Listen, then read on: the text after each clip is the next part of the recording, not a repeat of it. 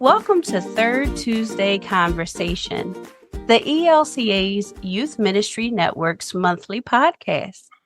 Our goal is to engage conversations, affirming that youth ministry looks a million different ways in a million different places and with a million different experiences. Hello, everyone. My name is Veronica Brito, and I'm coming to you live from Philadelphia, Pennsylvania. Who else is in the house with me? Alex LaChapelle here in the Upper Peninsula, Marquette, Michigan. And Jessica Noonan coming to you from the Houston area in Texas. You guys, we were so excited because back in January, all three of us were live and in person together at the Youth Ministry Extravaganza and got to record a few episodes together, which is fun because normally we're on Zooms in our respective homes or places of employment doing this podcast. But we got to meet with the innovative and creative Pastor Michael Jannette, who serves as the assistant to the bishop for formation in the Southeastern Synod. And he came, you guys, with so many amazing ideas for utilizing AI in ministry. And just enjoy the ride. Yeah. All right. Well, what do you guys think of AI? What do you like? What comes to mind? Well, when I think of AI, I think of the computer overlords or some sort of beam like in that movie where you play chess with it and the next thing you know, it's it's like running your household, the smart house, like all these different things come to mind. I think nowadays, I do think that it can help people. So I'm interested to learn more about it, but it would have to be a large learning curve for me. So, because I don't know much about it.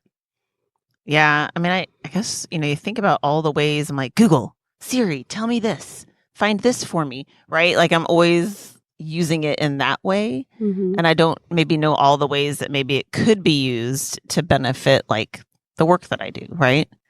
Definitely. I think, for me, it's the yelling to the clouds, Siri, Alexa, which if you're talking to me a lot of times, hey, Alex, or Alex is over there. And sometimes I'll be like, you asked me something? And it's like, no, nobody asked you something. I'm Alex. You're Alexa. It's confusing. Don't mess with me. But then the other side is I'm always going to jump to John Connor, Sarah Connor, Terminator.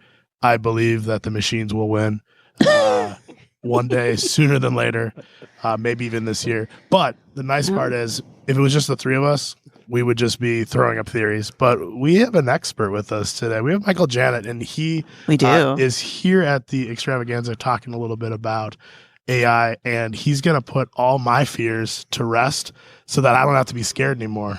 Right, Michael? Sure. Yeah, that's it. Tell us a little bit about your thoughts. Yeah, so thanks for having me. I like to look at artificial intelligence as something that can be like something that can accompany us in our ministry, right? And so, I mean, for me, it's really, a lot of times we look at artificial intelligence as like either this Borg thing that we're going to be assimilated into every time, or that it might be something like, a vending machine where we just want to go up and like push a button, something pops out, we take it, we unwrap it, and we consume it. And I don't look at it that way either, though. I have hopefully a more helpful understanding of what AI can do for us in ministry. And I think that's like a really super intelligent student intern. Ooh, okay. I like this. Yeah. Like So Never had an intern. I'm intrigued. Tell me more.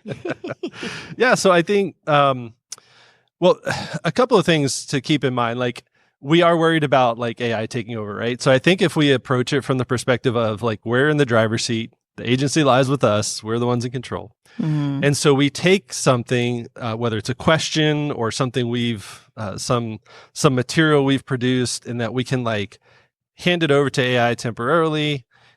It does its thing, whatever we ask of it or we want it to do. And then we pull back and then we say, okay, I'm taking it the last 20%, the last 30%, the last 40%.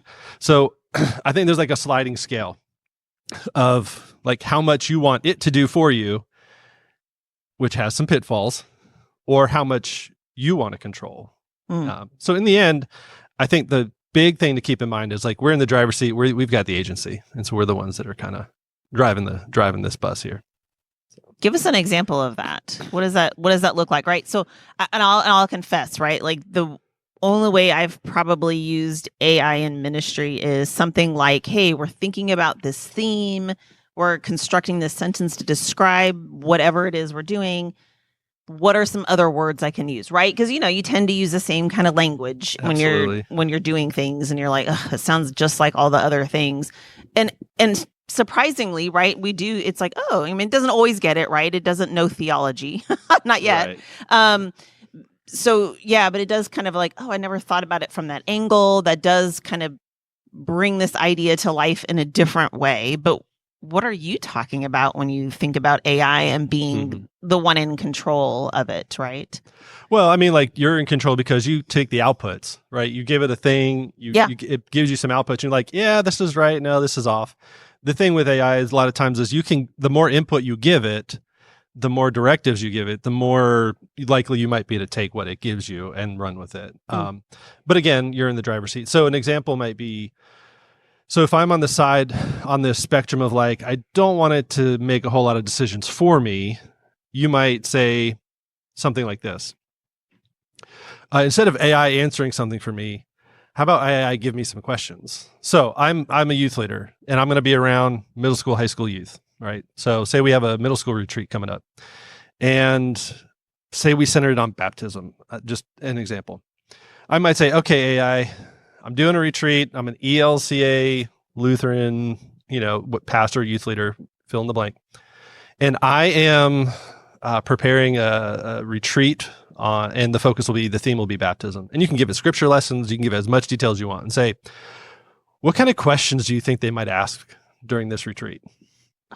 And say, give me 10 questions, right? And so it'll spit out 10 questions that are appropriate at that age level, because that's the input you give it, the more specific you are. And so I'm totally in the driver's seat on that one, right? Because it's going to ask me questions. Now, here's a cool twist on that. You can say, just give me 10 questions, right? And so that might help me in my preparation for writing this curriculum. Of course, yeah. And if you want to, again, think that sliding scale, right? If you want to move a little bit more toward, well, give me some more information like, okay, here's 10 questions, great. But now what if you can tell me some... what does the small catechism say about some of these questions? And it'll add a little more content to the output. And then you can say, well, now I think this is cool too. Like a lot of our younger people are into kind of mystical things more and more. So I think if you say like, what would some of the Christian mystics say about these questions? Ooh, and you get input from them and you say, well, what might a modern theologian say about this? Or if you have a specific context where you want to increase understanding around racial justice, give me some poignant comments around racial justice or around disability inclusion or around fill in the blank, right? And so you can keep sliding that scale. And again, you take the output and you do what you want with it. So that's like, to me, there's a sliding scale of how much you want from it and how much you want to drive it. And it's just like, that's like a practical example of how to help you prep for some ministry. So the AI almost become the youth that you're working with. And do they ever just respond, this is boring, I want to go outside. Please let us go home. Let's play with bubbles. Their name is Elroy. My name is Elroy, and I would like to go outside now. Me human? Me human now? That's fun. Am I baptized? For those that don't No, you're not AI, understand, so you're not. Jetsons. It's a cartoon from when we were children. Well, some of us. When who's children? Not you.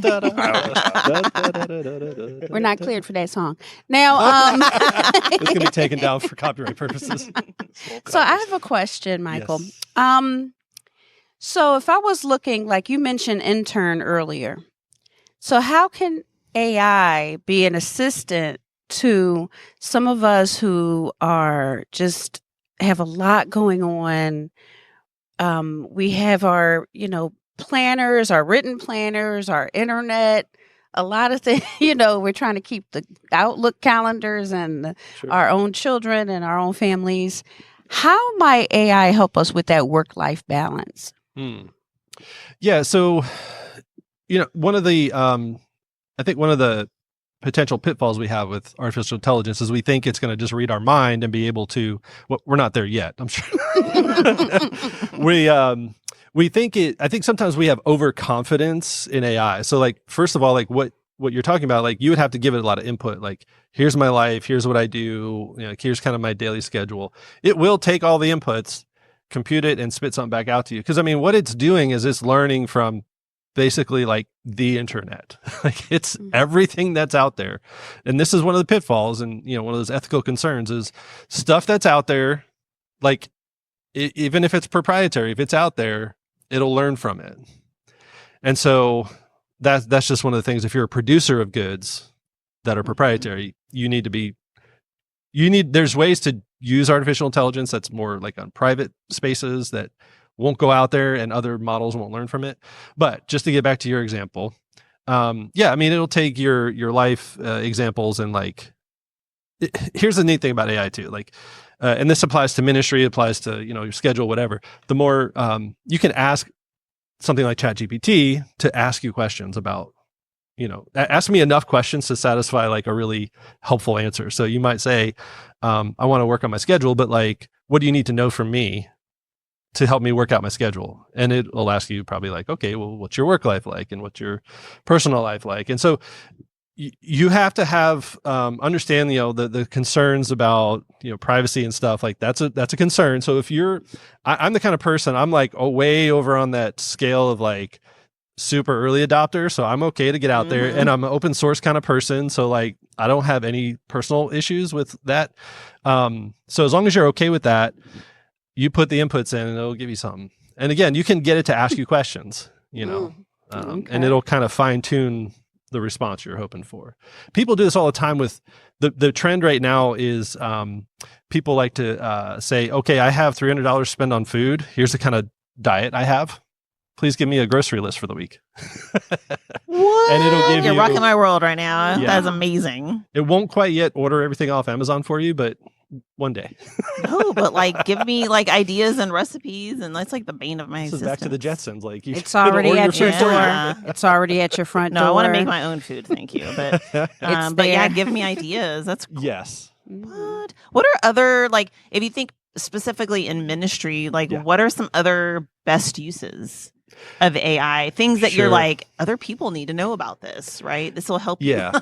It's cool. So it'll do anything from like help you launch from a blank page. Like if sometimes you just creatively you're stuck, right? So you may have some ideas of what you want to do and just say, you can say, give me a very high level outline of like a retreat or, I wouldn't go into, like people are worried about like our AI is going to start writing our sermons. No, because sermons are very contextual. Same with retreats too. Like you got to know your people, right? But here's a cool tool. So this is what so as a pastor, I have to write a sermon every week. And so there's a lot of times where I'll take something that I wrote. Okay, this thing back to that sliding scale of like, who's in control? Is AI control and my control, right? So what I love to do is I love to take content that I produce, whether it's a retreat lesson or an outline for a confirmation class or for a sermon. So I'll take my content and upload it and say, here's my sermon, here's my outline, here's my lesson. How am I... I can look for new ideas. I can say, what are some, this is very kind of a prescriptive thing. So what are some open-ended questions I could ask throughout my sermon, lesson, etc., that would engage my audience? And that might be like a congregation, or it might be like a youth retreat, or it might be for children's ministry. It might be a third grade class. What are some questions I should interject here in the middle of the lesson? How am, I need to balance, because they're third graders, I really need to balance like activity levels. Like what are some activities I could include in this that would be relatable to the lesson? I could say, so again, it starts with my content. Yeah. I'm in control, but I'm getting it to ask me some things or interject some things that might be helpful.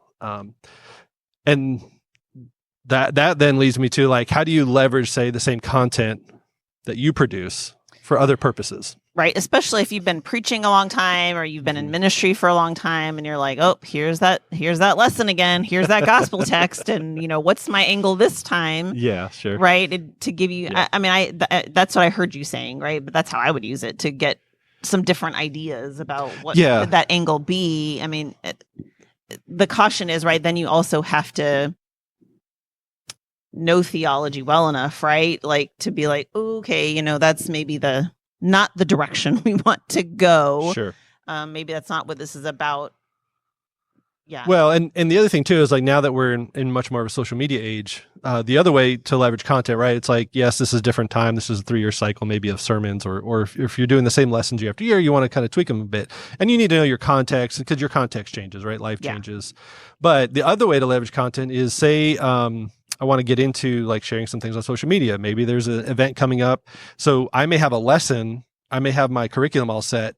But to kind of help encourage my kids to come or be a part of it, or families to come be a part of it, I might say, okay, AI, here's my lesson plan, here's my sermon, whatever you got, and say, what would be 3 good social media posts that I could create out of this to both invite people, I like that. and then on the back Amazing. end to remind them of what it was, right? So like at the E, for example, like here's an event coming up. We're gonna, here's our content. I mean, we already got great content creators, but like for a small church who doesn't have a team, who doesn't have social media savvy, they might want to take their lesson, their plans, their and say, hey everybody, here's an event we got coming up. This is our 3rd through 5th grade after school event we're doing once or on a weekend with families. And so you take the content, right? So that way the prep, the invitations are based on your content, because again, you're in the driver's seat, and AI could creatively, ChatGPT is what I use all the time. They could creatively come up with some good social media posts. And then when the event's over, you could, have some pictures, again, making sure you have proper Photo releases. Yeah, photo releases in place. Or, if it's something else you're doing, a sermon, take a snippet. There's tools out there that'll take snippets of things and produce it. Anyway. I was just going to ask you too, you brought up ChatGPT. Are there other sites and resources like that, or is that kind of your go-to one? That's my go-to, just because I kind of started learning about AI and stuff through that. But there's Claude, and then there's other ones out there that people, and more they're kind of getting incorporated into your software, whether you want it to or not. True. Have you guys ever used this? I didn't know this when you first started to put in an idea, and it gives you whatever back, and you're like, no. Not that, different direction. Yes. And then it does it like, oh, okay. And it diverts and goes a different way. So I'm like, no AI. You did not read my mind. What, you actually say no? Or you just say yes. no? Say it like, no, I literally don't want type that. in no, wrong direction. And it'll divert. And You'll say, well, try this. I wish you could see Alex's face right now. I'm saying It's like, this is dumb AI. Wrong direction on this whole podcast right now. And it is getting Go to the library. integrated. Go to the library. Get books, everybody, please. Smell the first Well, page. I please. agree with the library, yes. But a librarian Throw out your approved. computers.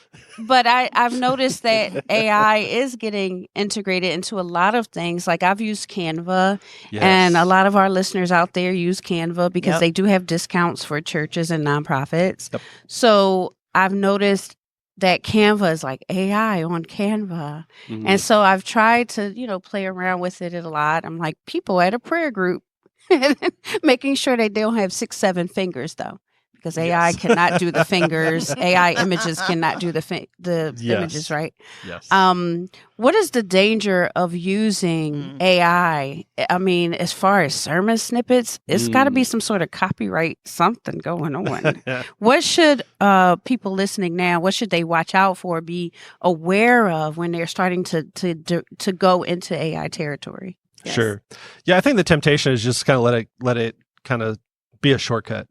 And in some ways you can use the shortcuts in helpful ways. Like I was talking about, like you can spend, 2 hours coming up with questions that a youth might ask me about faith and life or baptism and whatnot, or ChatGPT can do it in like 30 seconds. So, but again, the temptation in that is to let it answer, not just ask you questions. It's going to answer all your questions. It's going to write your sermon. It's going to write your lessons. And I think that's the biggest danger, right? The other one is, like I said before, like if you have proprietary information and you're not careful about how this works. I mean, the way artificial intelligence works is just constantly learning. It's constantly reading like the entire internet, and just keep that in mind. So there are ways for you to engage in that carefully that kind of close off, but you have to be willing to engage in that world. you have to be willing to kind of get into that space. Mhm. And the reason why I'm okay with this is because I come from like a perspective of like there's ideas that okay, let's think about this from the opposite way. A lot of our young people will go to places like YouTube or TikTok for answers. Mm-hmm. Yep. Are we in that space? And so if we're not in that space, how will they be informed, right? Because I mean, yeah, we hope that they would engage their youth leaders and pastors and trusted adults. But I mean, YouTube, I mean, there's obviously Google, but there's also YouTube. Like people just go to, and then, what's on their phone. They could call or text you as leaders in the church, but do they? And that's not a fault of theirs. It's just, what's quick and easy. And so, so for part of me is like, if it's going to learn about stuff, if it's going to continuously learn from what's out there, let's be out there in that space too. So you have to kind of balance that and personally struggle with like how, like, it's where they are. So I'm not saying we succumb to fill in the blank, but like at the same time, we got to be in the space too. Yeah. And put good things out there. And to put the good things out there. So, so the dangers are we could just let it take over, slide that scale all the way to max. Have we overlooked the messenger pigeon as a better communication tool? I'm just saying the messenger pigeon can't overtake us. Just pitching it out there for the listeners. I actually know somebody at my church. They used to I'm like so not joking. Put me in touch with them, please. Prince of Peace Lutheran in the Upper Peninsula It's kind of amazing, actually. Did you get your pigeon newsletter? They literally, I'm not even, y'all look it up. I'm not lying. They do competitions with these pigeons, and they like go all wherever they go, and then they come back. I mean, yes. I'm not even joking. Yeah, you throw your phone, it's not coming back. Nope. Send those alerts. Pizza party for the youth. Pigeon pizza party. Yes. Pigeons ate the pizza. The pigeons ate the pizza. Backtrack. Forget the owls. We have pigeons. All right. So, kind of final question. I mean, for someone that's, maybe a little timid, has never ever used AI in ministry, what would be like the very first step? Like, just check it out and see if this is something that can help you. Save me. We're asking for a friend. Nobody in this room is scared of AI. Nobody in this room feels inept. But if they were in this room, what would you say to him? Them. Asking for a friend. Yeah. So one way to start, I mean, well, first of all, you're already using it. You don't know it. That's not going to scare him at all, Michael. Your phone's already listening to you. If you've been on Amazon, if you've been to Google, when you do Google searches now, it gives you an AI summary at the top. Right. If you do Amazon searches and you're looking at reviews, it gives you a summary of the reviews at the top. Actually, those are so helpful. Let me tell you, especially if you're buying clothes. Like this. So if I'm being a creative and I'm trying to, produce my own stuff or just dabble a little, start with innocent things. Like this is one of those. The challenges with AI, you can get overconfident in it, right? The other challenge is I would encourage everybody to start lean, start small, start simple. So do things like say.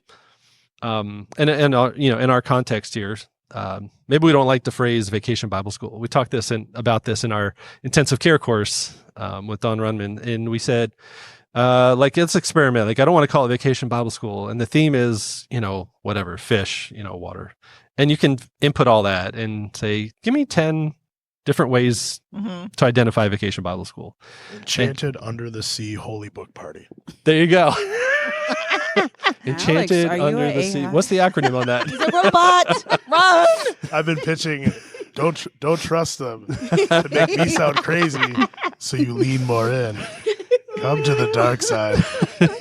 Or if you don't like calling it space off. What? The Scooby-Doo ending. It was AI the whole time. So you want to just like maybe you want to go to Chat GPT is a text-based input. You can also do other things, but we want to keep it simple. So type in something like, I'm in the field of, or I'm interested in reading, sci-fi books that are, say good for anybody up to teen, what are the 3 most recent engaging, sci-fi books out there, and just let it give you a list, and you can say, why would that be helpful to me? And you can just start asking questions, innocent things that don't like put your personal, well, in a sense, you're sharing your preferences, right? So in a way, it kind of is thinking about you. That I just want to be honest with people about that, because that's part of what like ChatGPT does, is it learns about you. So engaging would be, ask for ideas about something. Say, I'm going to have a birthday party. What are some fun themes that middle schoolers like, or just really innocent things. And you could just kind of build off of that. I think it takes a level of assurance or confidence with it to kind of start uploading your own material into it.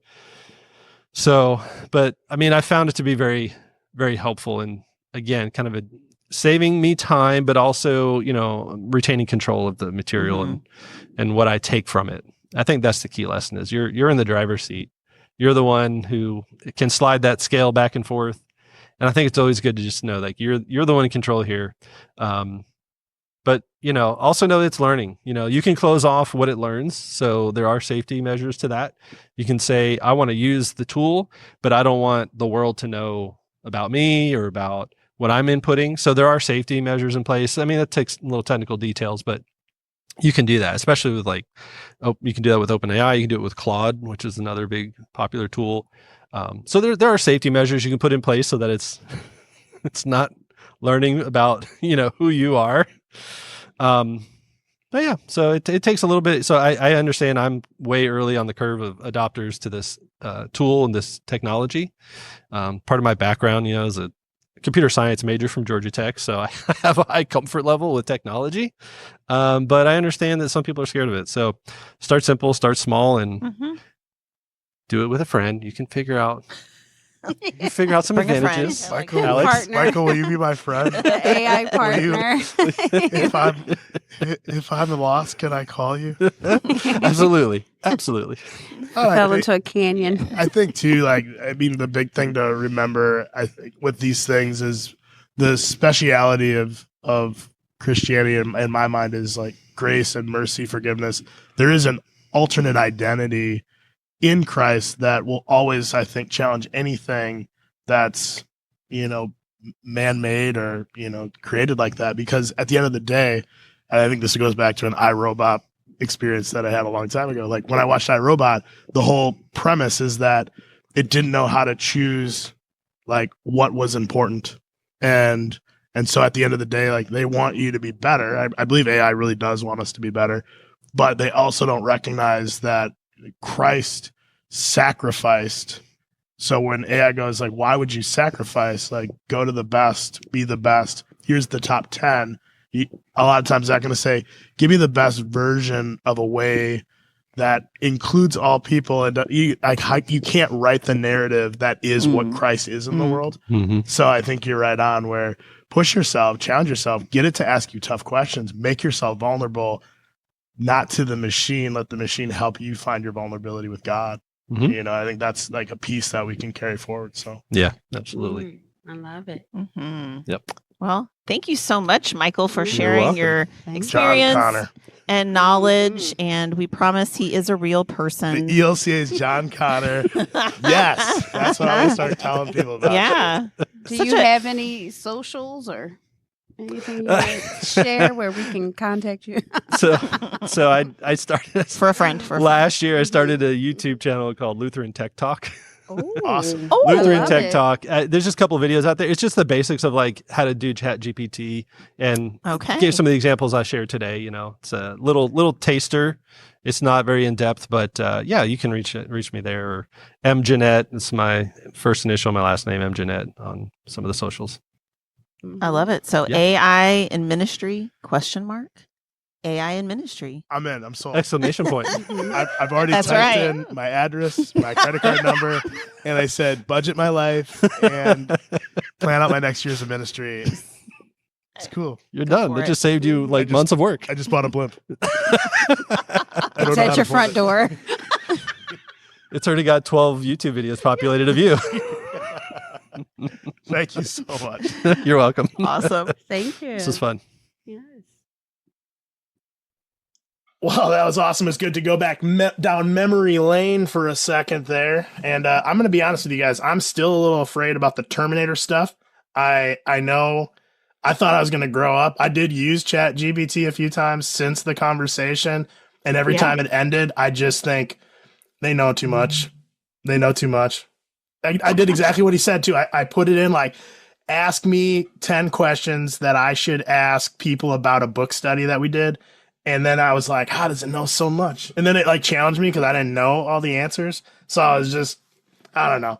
Needless to say, he's a genius, Michael, not the ChatGPT, Michael. But I'm just thankful for guys like him that are doing the work so that I can fumble along behind.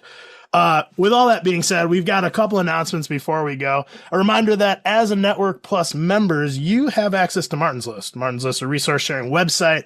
Right now it has 500 different resources that have all been created by children, youth, family volunteers, and professionals working in congregations just like yours. If you're looking for a retreat curriculum, Bible study, an activity for the season of Pentecost, or resources like this, go to martinslist.com, log in and do a search. And if you're a fan of podcasts, Faith Listens is a new podcast that is a fresh out of the gate. It is from the Network's Formation Co-op. It is a limited series. Thank goodness. I don't want any people coming up on our space. And it's talking about the different things that the co-op is learning as it works with congregations on a new framework for ministry with young people. Search for Faith Listens wherever you can get your podcasts, or go to ELCA ymnet.org/Faith Listens. ELCA YMNet. I don't know. You'll figure it out. Thanks to all of you who are members of the network. Your membership makes things like Third Tuesday, Oasis, Connect Journal, Formation Co-op, and Martin's List, and Extravaganza, and so much more possible. Thank you, thank you, thank you. And if you haven't joined, think about getting a membership today. Thanks so much for listening. New podcasts will be released on the third Tuesday of every month. Be sure to like and subscribe so you receive them as they come out, and share with your friends. And finally, thanks to Paul Amlin, the 3TC producer, for his work. Have a great week, and look for our next episode being released on the third Tuesday next month. This is Alex signing off. Veronica signing off, you guys. All right. This is Jessica. See you next time. Bye. Boo!